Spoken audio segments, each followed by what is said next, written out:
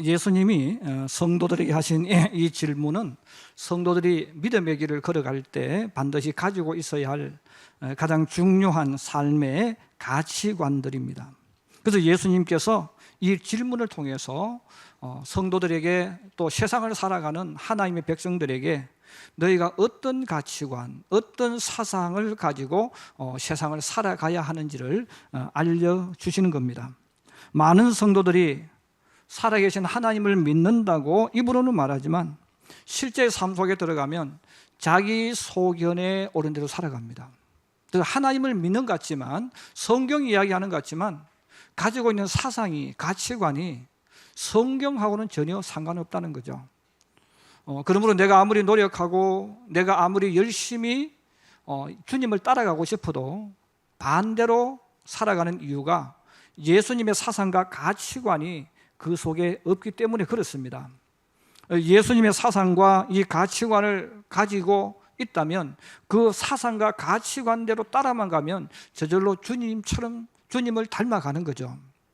우리가 예수님이 하신 이 질문들을 다시 한번 되돌아보면서 자기 소견, 자기 생각에 옳은 대로 살아가는 성도가 아니라 시간이 지나고 시간이 지나면 하나님의 뜻에 맞게 쫓아가고 또 그렇게 만들어져 가는 하나님의 사람들이 되기를 주님의 이름으로 축복합니다. 이것이 예수 믿는 사람의 모습입니다. 오늘 저는 마지막으로 예수님께서 우리에게 질문을 통해서 알려주시는 신앙생활의 가장 중요한 기본이 되는 두 가지를 말씀드리려고 합니다. 첫째는 한번 따라해 주세요. 누가 내 어머니와 동생들이냐? 바리새인들은 당시 이스라엘 백성들에게 존경의 대상입니다. 이 바리새인들은 성경에 나와 있는 서기관, 율법학자들이죠. 그래서 이 바리새인들은 일반 백성들이 봤을 때 나도 저분들처럼 하나님을 믿고 싶어, 나도 저렇게 세상을 살고 싶어, 이렇게 흠모와 존경의 대상이었던 사람들이죠. 그럼 일반 사람들이 왜 이들을 경건한 신앙인, 본받고 싶은 신앙인으로 생각했겠습니까?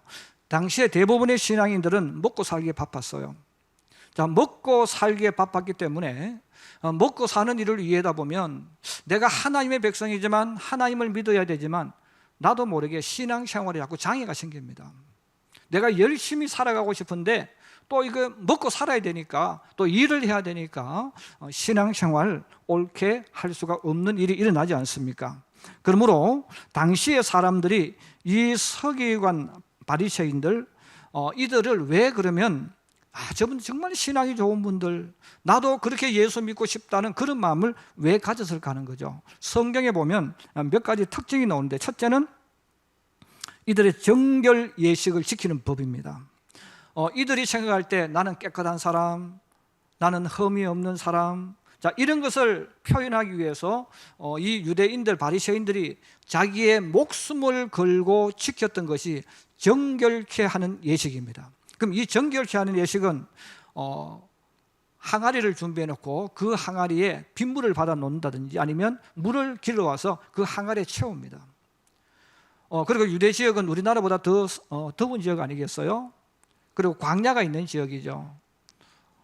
지금은 대부분 아스팔트가 포장되었지만, 여러분 사실 나이가 조금만 더 드신 분들은 다 학교 다닐 때 비포장도로 다니셨잖아요. 그럼 먼지 얼마나 많이 납니까?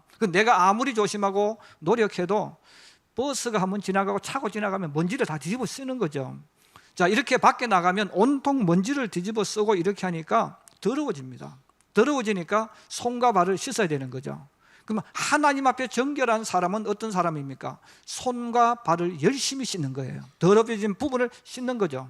그래서 이 바리새인들은 밖에 나갔다 오면 손을 씻는 거죠. 발을 씻는 거예요. 여기에 목숨을 거는 거예요. 그런데 일반인들이 봤을 때 이런 밖에서 열심히 일하고 또 집에 와서 허겁지겁 배고픕니다. 그러면 안 씻고 밥을 먹을 때 있잖아요. 자기들은 안 씻고 밥을 먹을 수 있는 거예요. 그런데 바리새인들은 아무리 배고파도 아무리 바빠도 반드시 손과 발을 씻는 거예요. 자기를 깨끗하게 한다는 거죠. 우리는 힘들고 어려우면 까먹기도 하는데, 야, 정말 저분들은 대단하다. 어떻게 스스로를 깨끗하게 할 수 있을까? 그런 존경심, 이것들이 일반 백성에 일어난다는 거죠. 그리고 경건 생활 잘하는 것이죠. 바로 기도 생활입니다. 여러분 아침에 일어나서 밥 먹고 일터에 나가야 됩니다. 그렇게 해도 먹고 살기 힘들고 또 그렇게 해도 일할 장소가 부족합니다. 그러면 이들은 열심히 나가서 일을 해야 되기 때문에 밥 먹을 시간도 없습니다. 그리고 때로는 음식을 앞에 놓고도 빨리 먹고 일을 해야 되니까 자기도 모르게 기도할 때 자꾸 까먹습니다. 밥 먹을 때 기도해야 되는데 자꾸 기도를 까먹고 기도하는 거죠. 그런데 바리새인들은 기도를 까먹지 않습니다. 심지어는 사람들이 가장 바쁜 곳이 어디입니까? 시장 아니겠어요? 여러분, 시장에 오는 사람들이 놀기 위해서 오는 사람 없지 않습니까? 다 볼 일이 있어 오는 사람들이에요. 그러면 시장에 오는 사람들은 물건을 사고 빨리 또 현장에 가야 되기 때문에 바쁘게 움직여요. 그런데 바리새인들이 기도를 하는데 어디서 기도합니까? 시장터에서 기도하는 거예요. 가장 바쁜 그 시간에 그들은 시간을 만들어서 하나님 앞에, 그것도 긴 옷을 입고 기도하는 거죠. 그리고 이들은 예수님 앞에 자랑하잖아요. 우리는 일주일에 2번 이상 금식기도 한다는. 그런데 일반 백성들은 1년에 1번 금식도 힘듭니다. 그런데 이들은 일주일에 2번 금식하고 하나님을 생각하는 이 경건 생활을 했으니까 일반인들이 봤을 때는, 와, 정말 저 바리새인들은 하나님 기뻐할 거야. 어떻게 저렇게 시간을 만들어서 기도할 수 있을까? 우린 기도 까먹고 사는데 저 사람들은 기도를 저렇게 열심히 할 수 있을까? 그렇게 바라보니까 존경의 대상이 될 수밖에 없죠. 그리고 이들은 안식일을 지키기 위해서 목숨을 걸잖아요. 그래서 아무리 힘들고 바빠도 1km 이상을 걸어가지 않습니다. 땀나도록 하지 않습니다. 그것은 일이라고 생각했기 때문에. 자, 이렇게 바리새인들이 밖에 나갔다 오면 손 씻는 정결 예식을 하죠. 사람들이 많이 다니는 길가에서 기도하죠. 또 시장터에서도 기도하죠. 금식하죠. 또 안식일을 잘 지키죠. 자, 이런 모습을 볼 때 일반 사람들이, 와, 정말 저분들은 하나님을 잘 믿는 사람, 정말 주님이 기뻐하는 사람일 거야, 이렇게 생각했다는 거죠. 자, 백성들이 그렇게 기뻐하고 존경을 하니까 이 바리새인들이 더 잘하려고 애를 씁니다. 그런데 잘하려고 애를 쓰는 게 뭐예요? 보여주기 위해서 더 칭찬받고 싶은 거죠. 그래서 더욱더 이들은 외식을 하게 되어집니다. 그러므로 사람이 있을 때는 하는 척을 하고 없을 때는 또 그렇게 하지 않습니다. 왜? 보여줘야 되니까. 사람이 어떻게 이러면 계속 그렇게 할 수 있겠어요? 사람이 있을 때는 하고 사람이 없을 때는 하지 않습니다. 이게 하나님 앞에는 반대로 되는 거죠. 하나님 앞에서는 엉망진창이에요. 왜? 하나님, 사람 없는 곳에서는 하나님이 계시는데 그 하나님 앞에서는 안 한다는 거죠. 사람이 보는 데서만 하니까. 그래서 일반 백성들은 그들과 살지 않기 때문에 그 모습만 보고 그렇게 이야기합니다. 우리가 결혼한 부부들 가운데서 남의 남편 잘하는 거 보고 부러워하고 남의 아내 잘하는 거 보고 부러워할 때가 많잖아요. 그때에 그분들이 하는 공통의 말이 있죠. 너도 한번 살아봐라. 너도 저 남자가 한번 살아보라 이거죠. 너도 저 여자가 한번 살아보라 이거죠. 그 보기하고 전혀 다르다는 겁니다. 왜? 안 살아봤으니까 모르는 거죠. 그래서 우리는 안 살아봤기 때문에 자기 남편, 자기 아내가 해주는 것은 자기가 살아봤기 때문에 못하는 부분만 이야기하는 거고, 남의 남자나 남의 여자는 안 살아봤으니까 눈에 보이는 좋은 것만 가지고 부러워하지 않습니까? 근데 살아보면 그게 그거라는 거죠. 근데 이 바리새인 똑같은 거죠. 그들이 안 살아봤어요. 안 살아봤으니까 그들이 진짜 어떤 사람인가를 몰랐습니다. 근데 예수님께서 세상에 오셨어요. 예수님이 세상에 오시니까 이 빛 대신 그 예수님이 세상에 딱 들어오니까 바리새인들의 지금까지 살아왔던 모든 것들이 딱 비추어지는 거예요. 비추어지니까 그들의 삶이 뭡니까? 철저한 외식주의자들. 남에게 보여지기 위해서 이중적으로 살아갔던 그 인물들이 모습들이 나타나기 시작합니다. 예수님께서 이 땅에 오셔서 모든 행동, 말씀 하나하나가 성경이 말하는 그대로 살아갑니다. 사람들을 대할 때도 불쌍히 여기셔서 그들을 품어주시고, 있는 그대로 품어주시고 안아주시고 그들을 이렇게 세워주시고, 또 사람을 차별하지 않습니다. 또 사람들 앞에서 야, 내가 너 병 고쳐주었지, 너 잊지 말아야 돼, 이렇게 말씀하지도 않거든요. 그 예수님이 한없는 사랑과 도움을 주시면서도 누구에게도 자랑하지 않고 또 기억하라고 말하지도 않습니다. 그런데 바리새인들은 입으로는 사랑을 이야기하고 입으로는 많은 말을 했지만 자신들이 금전적으로 손해나는 일은 절대로 하지 않습니다. 심지어는 성경에 고르반이라는 단어가 나와요. 이런 고르반은 뭡니까? 자식이 돈이 많은데 부모를 모시기 싫은 거죠. 부모에게 용돈을 드리기 싫은 거예요. 그러면 뭐라고 합니까? 고르반, 이렇게. 고르반이라는 하나님께 드렸다. 내가 재물을 가지고 있으면서도 고르반하고 이거 하나님께 드렸으니까 내 돈 아니야. 내가 지금 가지고 있는 거지만 내 돈 아니고 하나님 돈이니까 나 엄마 못 도와줘.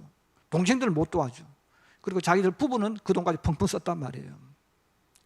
자, 이렇게 이중적인 모습을 가지고 이 바리새인들이 살았지 않습니까? 그러므로 어려운 사람, 소외된 사람들은 그들도 보지도 않고 그들을 무시하고 없인 여겼습니다. 그러면서도 그들은 사람들에게 말하죠. 우리는 아브라함의 자손, 우리는 하나님의 백성, 우리는 거룩한 백성, 우리는 형제 자매라고 외쳤죠.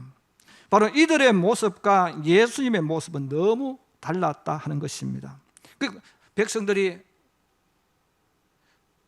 예수님을 보고 나서, 예수님을 만나고 나서 보니까 진짜는 예수님이다. 저 갈릴리 나사렛이 진짜야. 이런 마음이 들어가니까 바리새인들을 떠나서 이제부터는 예수님을 존경하고 예수님을 쫓아다니기 시작합니다. 예수님이 어느 날 갑자기 최고의 인기 스타가 되어버린 거예요. 이 바리새인들이 생각했을 때 우리가 최고였는데, 백성들이 우리를 존경하고 우리를 따라왔는데 어느 순간에 자기들을 버려버립니다. 그리고 예수님 편에 딱 붙었습니다. 자, 이때에 이 바리새인들이 예수님을 제거할 계획을 세워요. 저 예수를 내가 죽여야 되겠다. 저 예수를 무너뜨려야 되겠다. 왜? 저 예수는 우리 것 빼앗아갔다는 거예요. 내 것 빼앗아갔다는 거죠. 우리의 인기, 우리가 받는 모든 존경을 저 예수가 다 빼앗아갔다. 그 예수가 빼앗아갔으니까 저 예수를 죽여야 된다. 근데 예수를 죽이려고 하면 수많은 사람들이 예수를 쫓아다니고 있으니까 어떻게 할 수가 없습니다. 그래서 그들이 거짓말을 만들어 퍼뜨립니다. 그 거짓말이 뭡니까? 예수님이 병 고치시는 것, 귀신 쫓아내는 것을 보고 사람들에게 말하죠. 여러분 보세요. 우리 일반인은 귀신 못 쫓아냅니다. 근데 저 귀신이 왜 나가겠습니까? 귀신의 왕 바알세불의 힘으로 귀신을 쫓아냈습니다. 그러므로 저 예수는 귀신 들렸습니다. 여러분, 저 예수 정상인이 아닙니다. 저 예수 귀신 들렸습니다 하고 소문을 퍼뜨렸어요. 그러므로 예수님이 하는 모든 일은 누가 하는 겁니까? 귀신이 하는 거예요. 자, 귀신이 하는 거니까 예수님의 이름이 오히려 잘못되도록 만들었어요. 그리고 고향에다가 어머니 되는 마리아에게 연락을 한 거예요. 당신 아들이 귀신 들렸다. 미쳤다. 그리고 빨리 집으로 데려가라. 그리고 동생들에게, 여동생들에게도 소식을 보내는 거예요. 당신 오빠가 미쳤으니까 빨리 데려가라. 당신이 형이 지금 미쳤다. 그러니까 빨리 데려가라. 그들이 예수님을 데리러 왔습니다. 예수님을 데리러 왔는데 예수님 주변에 너무나 많은 사람들이 있습니다. 그 예수님을 가까이 접근할 수가 없어요. 가까이 접근하지 못하고 있을 때에 이들을 아는 제자가 가서 예수님에게 이야기하는 거예요. 선생님의 어머니와 동생들이 왔습니다. 그때 예수님은 제자들과 앉아서 말씀을 가르치고 대담을 하고 있었습니다. 그때 예수님께서 같이 이야기하고 있던 그들에게 앉아서 질문하시는 거예요. 누가 내 어머니며 내 동생들이냐? 누가 내 어머니며 동생들이냐? 아무도 대답을 하지 못합니다. 그때 예수님께서 둘러 앉아있는 그들을 보시고 주님께서 말씀하셨어요. 한번 따라해 주세요. 내 어머니와 내 동생들을 보라. 누구든지 하나님의 뜻대로 하는 자가 내 형제요 자매요 어머니니라. 할렐루야. 여러분, 예수님의 이 선포는 모든 공동체를 완전히 뒤집어 버리는 겁니다. 제자들은 주님과 함께 있으면서도 예수님과 자기들의 관계, 그리고 제자들과 제자들의 관계를 생각할 때 그냥 우리는 뭐 하나의 동지 정도로, 그 정도만 생각했겠죠. 근데 오늘 예수님께서 마침 어머니와 동생들이, 육신적인 어머니와 동생들이 온 그 사건을 가지고 지금 선포를 하시는 거예요. 누가 내 어머니며 내 형제냐? 바로 내 어머니와 동생들을 보라. 누구를 보고 이야기하는 겁니까? 제자들을 보고 이야기하는 거예요. 예수님을 따라다니는 사람들을 보고 이야기하는 거예요. 내 어머니와 내 동생들을 봐라. 하나님의 뜻대로 하는 자가 내 형제요, 내 자매요, 내 어머니니라, 이렇게 선포하신 거예요. 세상의 관계로 보면 예수님과 마리아는 아들과 어머니의 관계입니다. 예수님과 동생들은 형과 동생, 여동생의 관계죠. 근데 이건 세상적인 관계란 말이에요. 하나님이 아닌 세상에서 보면 그런 관계 맞습니다. 근데 오늘 지금 주님은 하나님 안에서 제자들과 같이 있는 거예요. 신앙 공동체로 있는 거예요. 여러분, 이 신앙 공동체 안에서 육신의 관계는 아무것도 아니라는 거예요. 이걸 가지고 도르지 말라는 거죠. 예수 안에 있는 사람은 세상에서 그가 어머니든 자녀든 아무 상관이 없다. 예수 안에 있는 너희는 예수 그리스도 안에서 형제요 자매라는 선포입니다. 여러분, 이 신앙 공동체가 뭡니까? 바로 교회라는 거죠. 여러분, 교회는 신앙 공동체예요. 이 공동체이기 때문에 우리 예수님께서 이 공동체 안에는 육적인 아버지와 어머니, 친구, 동생이 들어오면 안 된다는 거예요. 왜? 그들은 육적인 관계일 뿐이지 천국까지 아무 상관이 없다는 거죠. 그런 관계가 하나님과의 관계에서는 아무런 의미가 없다는 것입니다. 하나님의 뜻대로 하는 사람들, 하나님의 뜻대로 하는 사람들이 모인 그들은 예수 그리스도 안에서 형제요 자매라는 사실입니다. 사실 이때 예수님의 동생들 가운데는 예수님을 믿지 않는 동생들이 많았습니다. 그리고 심지어는 예수님을 욕하는 동생들도 있었습니다. 왜? 아니, 큰아들이 엄마도 안 모시고 왜 우리한테 떠맡겠느냐? 큰아들이면 큰아들 노릇을 해야 되지 않느냐? 근데 예수님은 육신의 어머니 놔두고 복음 전하 다니셨잖아요. 가정을 돌보지 않으셨잖아요. 여기에 대해서 동생들이 불만이 많았던 거죠. 그러면 그들은 예수님을 메시아로 인정하지도 않고 믿지도 않고 따르지도 않았습니다. 오늘 예수님이 그것을 이야기해 주시는 거예요. 하나님 안에 있는 사람들, 하나님을 나의 하나님으로 영접한 사람들, 그들은 하나님 나라에서, 하나님 안에서 형제요 자매라는 것을 확실하게 우리에게 알려주신 거예요. 여러분, 우리가 예수를 믿으면서 많은 신앙인들이 같이 교회에서 예수를 영접하고 신앙 고백을 하면서도 형제인 줄 모른다는 거죠. 자매인 줄 모른다는 거예요. 예, 우리는 영원한 나라에까지 함께 갈 형제요 자매입니다. 그러므로 우리는 성도들은 형제요 자매요 어머니와 같은 이런 관계이기 때문에 우리 성도와 성도가 서로를 어떻게 대해야 되는가? 디모데전서 5장 1절에서 2절에 보면 그렇게 이야기해요. 교회에 나이 드신 분들이 있어요. 그럼 젊은 사람들은 교회에 나이 드신 분들을 어떻게 대해야 되느냐? 아버지처럼 대하라는 거예요. 어머니처럼 대하라는 거예요. 그 젊은 사람들이 교회에 나이 드신 분들을 보면 그들이 세상의 어떤 신분과 돈과 전혀 상관없이 하나님 안에서 대할 때에 바로 육신의 어머니 대하는 것처럼 아버지 대하는 존경해주고 인정해주라는 거죠. 그럼 늙으신 분들이 젊은 사람들을 볼 때에 어떤 자세로 봐야 됩니까? 자녀처럼 보라는 거예요. 그러면 젊은 층들, 우리 교회로 말하면 뭐 40대, 50대가 되겠죠. 30대. 그럼 이 사람들이 그러면 똑같은 남자들을, 성도들을 대할 때 어떻게 대해야 됩니까? 형제처럼 대하라는 거죠. 그러면 여자들을 대할 때는 자매처럼 대하라는 거죠. 이게 바로 뭡니까? 가족 아니겠어요? 그럼 우리 성도들이 교회 안에서 성도들과는 관계를 열어갈 때 가족처럼 존중해주고 가족처럼 끌어주고 당겨주라는 거죠. 여러분, 가족은 누가 실수한다고 해서 그것 가지고 난도질 않습니다. 가족은 안아주고 품어주고 잘못해도 일어날 수 있도록 만들어주는 거 아니겠어요? 오늘 예수님께서 바로 너희들 신앙 공동체는 하나님 안에서 형제요 자매다, 이걸 기억하라는 거예요. 저는 우리 성도들이 믿음의 길을 걸어갈 때 여러분들이 육신적인 것을 내려놓고 하나님의 형제요 자매로서 서로를 존중하고 서로를 섬기고 서로를 이끌어주며 힘이 되어주는 하나님의 공동체가 되기를 주의 이름으로 축복합니다. 우리 옆에 앉은 분과 이렇게 인사를 나누어주세요. 한번 따라해 주세요. 우리는 예수 안에서 형제 자매입니다. 우리는 천국에서 함께 살 형제 자매입니다. 예, 여러분, 우리가 이 사상을 가지라는 거예요. 이 가치관을 가지라는 거죠. 여러분, 형제 자매니까 조금 부족해도, 조금 실수해도 그냥 품어주고 안아주고 이렇게 가는 거 아니겠어요? 우리가 믿음의 길을 걸어갈 때 지금 한국 교회가 잊어버리고 있는 것이 바로 이거예요. 우리가 신앙 공동체가 형제 자매인 것을 자꾸 잊어버리기 때문에 남대하듯이 대하는 거예요. 여러분, 형제 자매가 아무리 바빠도 어렵고 힘든 일이 있을, 특별히 어려운 일일 때 서로 하나가 되잖아요.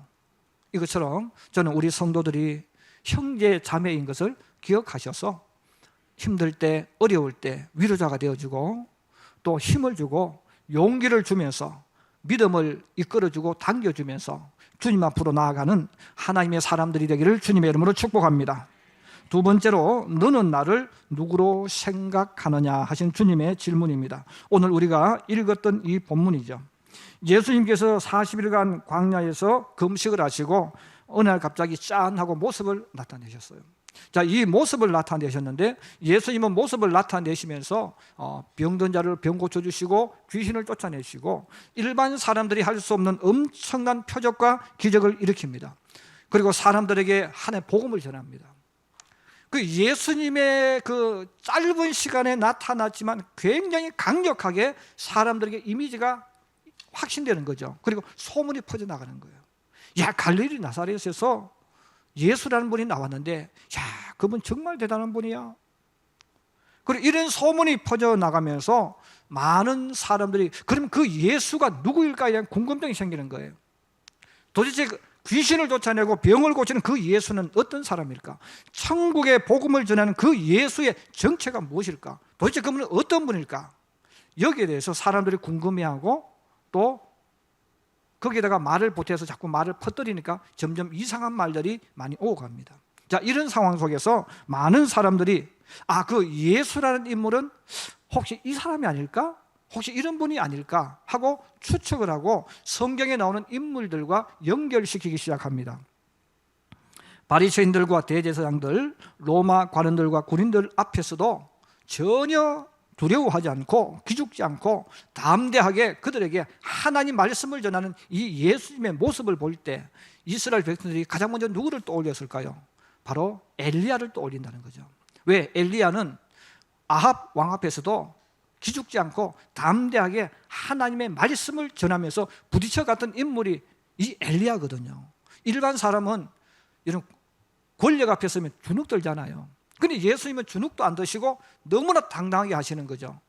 그 모습을 보고 사람들이 야, 저 나사렛 예수가 혹시 엘리야가 나타난 것이 아닐까? 엘리야와 같은 인물이 아닐까? 그런 추측을 하고 말들이 돌았습니다. 또 예수님께서 이 땅에 오셔서 가난하고 소외되어 사는 어렵고 힘든 사람들에게 친구가 되어줍니다.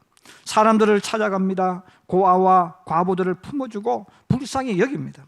자, 이렇게 약한 자 편에 있어서 약한 자를 품어주고 안아주는, 그들의 친구가 되어주는 이 예수님을 생각할 때 이스라엘 백성들이, 당시의 이스라엘 백성들이 예레미야 선지자를 생각하는 거예요. 이 예레미야 선지자는 이스라엘 나라가 이 바벨론의 공격을 받아서 나라가 망합니다. 그리고 나라가 망하니까 사람들이 갈 데가 없습니다. 도망을 갑니다. 우리가 어디로 가야 살까? 하나님은 애굽으로 가지 못하게 하지만 이스라엘 백성들은 야, 그래도 애굽에 가면 우리 동족들도 있으니까 애굽에 가면 그래도 소망이 생길 줄 몰라. 그리고는 이들이 애굽으로 가는 거죠. 그 애굽으로 갈 때 예레미야는 살 수 있는 길을 버리고 자기 동족과 함께 생사를 같이 하기 위해서 애굽으로 내려가는 거예요. 그리고 그 애굽에서 결국은 세상을 떠나지 않습니까? 가난한 사람, 갈 곳 없는 사람, 그 동족을 위해서 함께 울고 눈물 흘리며 거기를 걸어갔던 인물이 예레미야 선지자인데, 바로 사람 그 예레미야를 기억하는 거죠. 아주 나사렛 예수가 어려운 사람, 동족과 함께 있는 거 보면 예레미야 선지자 같아. 또 세례 요한이 광야에서 하나님 말씀을 전했잖아요. 회개하라고 천국 복음을 전했는 것처럼 예수님도 천국 복음을 전하니까 야, 예수가 또 혹시 세례 요한이 아닐까?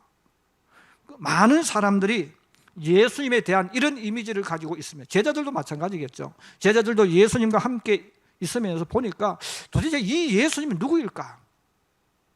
이 예수님의 정체가 무엇일까에 대해서 제자들도 확고한 답을 가지고 있지 못합니다. 자, 답을 가지고 있지 못하니까 제자들도 자기의 고백을 이야기하는 것이 아니고 누가 이렇게 말합니다 하고 다른 사람의 이야기를 전해 주었다는 거죠. 근데 예수님께서 뭐라고 말합니까? 다른 사람 이야기하지 말고 너는 나를 누구로 고백하느냐? 너는 나를 누구로 알고 믿느냐? 주님께서 그렇게 질문하시는 거예요. 예수 믿는 사람들 가운데는 예수님에 대한 이 정확한 고백을 하지 않는 신앙인들이 있습니다. 그러므로 그들에게 예수님에 대한 고백을 하라고 말하면 그렇게 말하는 분들이 많아요. 저 교회 다녀요. 저 세례 받았어요. 그래요. 여러분, 세례 받은 게 중요한 게 아니에요. 교회 다니는 게 중요한 게 아니에요. 주님은 그 질문하는 게 아니에요. 너는 내가 누구인 줄 알고 믿느냐 이거죠. 너한테 나는 누구이냐는 고백입니다. 나는 어릴 때부터 교회 다녀서 예수를 알아요. 아버지한테 배웠어요. 엄마한테 들었어요. 이런 그걸 원하는 게 아니라는 거죠. 너의 입으로 예수님이 너에게 어떤 분인가를 고백하라는 것입니다. 제자들은 누가 이렇게 말합니다, 선생님. 누가 이렇게 말했어요. 이 말만 했어요. 아무도 고백을 못했어요. 근데 시몬 베드로가 고백을 합니다. 주는 그리스도시요 살아계신 하나님의 아들이십니다. 이런 그 말을 듣고 예수님이 얼마나 기뻐하는지 몰라요. 그 고백을 할 때 주님이 너무너무 기뻐하시면서 베드로를 칭찬하시고 축복을 하시잖아요. 바요나 시몬아 내가 복이 있도다. 이를 너에게 알게 하신 이는 사람이 아니고 하늘에 계신 내 아버지시니라 그랬어요. 여러분, 주는 그리스도시요 살아계신 하나님의 아들이시다는 이 대답을 예수님께서 저와 여러분의 입에서 나오기를 원하시는 거예요. 바로 이 고백이 저와 여러분의 고백이 되기를 주의 이름으로 축복합니다. 예수님은 나의 주님이십니다. 그리고 나의 주님이신 당신은 구세주입니다. 하나님의 아들입니다. 이 고백이죠. 여러분, 이 고백은 내가 할 수 없는 고백이죠. 하나님의 은혜로만, 하나님의 주시는 복으로 이 고백을 할 수 있다는 거예요. 여러분, 이 고백이 왜 중요합니까? 바로 예수님에 대한 이 고백이 너무너무 중요한 이유는 내가 믿는 예수가 누구인가를 정확하게 인정하는 거예요. 많은 신앙인들이 주님이란 단어를 많이 써요. 그런데 주님이란 단어를 많이 쓰는데 주님이라는 그 단어가 정확하게 무엇인지 알고 쓰는 분은 많지 않습니다. 여러분, 주님이라고 하는 그 단어는 나의 주인이란 뜻이에요.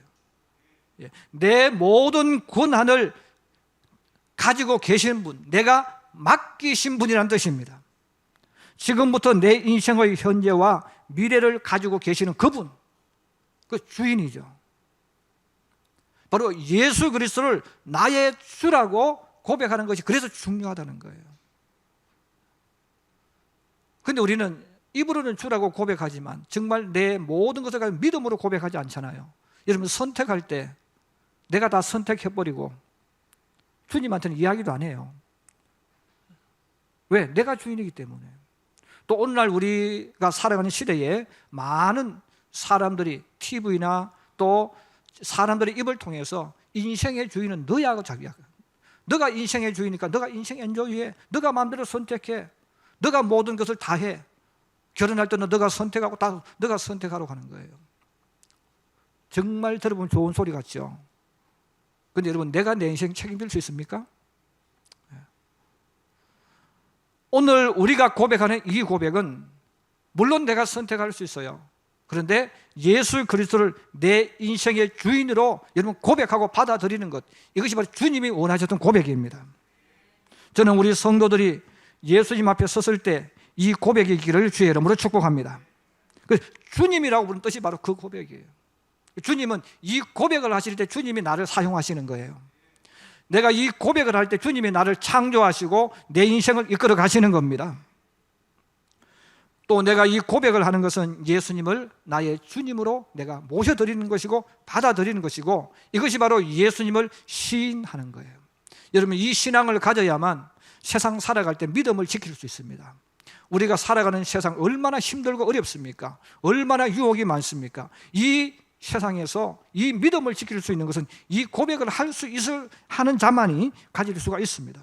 그러면 누가복음 12장 8절에서 9절에 그렇게 말씀합니다. 내가 또한 너희에게 말하노니 누구든지 사람 앞에서 나를 시인하면 인자도 하나님의 사자들 앞에서 그를 시인할 것이요 사람 앞에서 나를 부인하는 자는 하나님의 사자들 앞에서 부인을 당하리라 그랬어요. 내가 아무리 하나님 믿는다고 마음속으로 생각하고 그렇게 한다 할지라도 사람들 앞에서 나는 예수를 믿습니다. 예수는 나의 주님이십니다. 그분은 나의 구세주며 하나님의 아들이라는 이 고백이 너의 입에서 나오지 않으면 나 아무리 교회 다닌다고 말해도 내가 너를 만났을 때 너를 내가 인정하지 않을 거야. 나도 너를 부인할 거야. 이렇게 말씀하셨거든요. 그렇습니다. 우리의 모든 신앙의 출발은 교회에 나온다고 시작되는 게 아닙니다. 예수를 나의 주로 고백할 때부터, 예수 그리스도를 나의 주인으로 받아들이는 그때부터, 영접하는 그때부터 이런 믿음의 길이 시작되는 거예요. 또 주님이 그 대답을 원하시는 거예요. 오늘 주님께서 믿음의 길을 걸어가는 제자들에게 질문하시는 거예요. 너희는 나를 누구로 생각하느냐? 여기에 대해서 답을 내리지 못하면 우리는 교회 다니는 사람일 뿐, 종교 생활하는 사람일 뿐 주님과는 아무런 상관없습니다. 그러므로 이 고백부터 믿음이 시작되어지고 이 고백부터 신앙인의 첫 발걸음이 이러면 시작된다는 것 기억하셔서 예수 그리스도가 나의 주님으로 고백되어지고 그 예수 그리스도와 함께 믿음의 길을 걸어가는 하나님의 사람, 예수의 사람들이 되기를 주의 이름으로 축복합니다.